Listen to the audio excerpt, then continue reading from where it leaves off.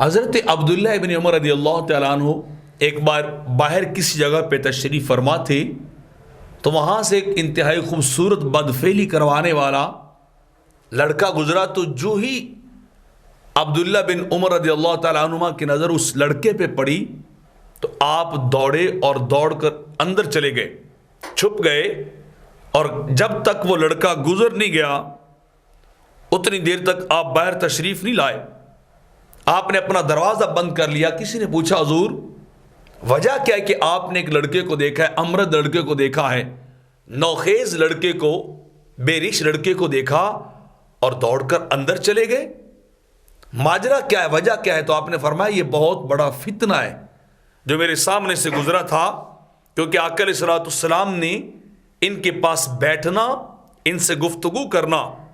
اور ان کی طرف دیکھنا اس کو حرام قرار دیا ہے۔ آپ نے فرمایا کہ ان امرد لڑکوں کو دیکھنا، بیریش نوخیز لڑکوں کے پاس بیٹھنا، ان کے ساتھ گفتگو کرنا،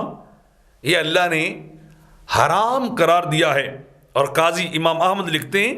کہ بزرگ فرماتے ہیں عورت کے ساتھ ایک شیطان ہوتا ہے اور حسین لڑکے کے ساتھ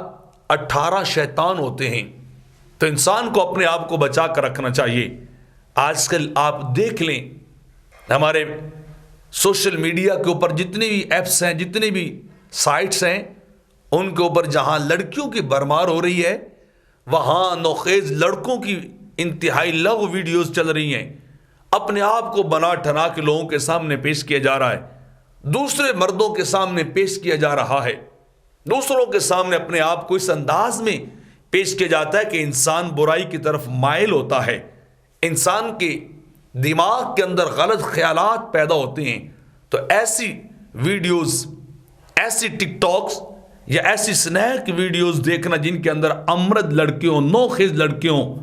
بیریش لڑکیوں، وہ بھی حرام ہے، جس طرح ایک نامحرم عورت کو دیکھنا، غیر عورت کو دیکھنا حرام ہے۔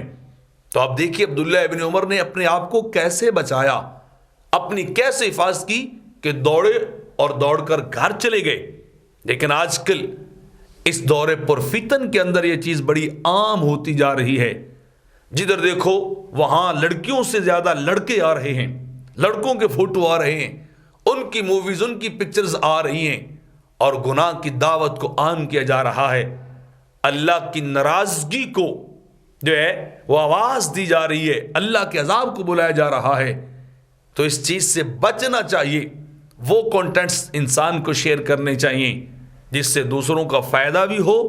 اور نیکی کا احیاء اور پرچار بھی ہو، اور گناہ کے خلاف انسان جہاد کرنے والا ہو، نہ کہ خود انسان اس گناہ کا حصہ بننے والا ہو۔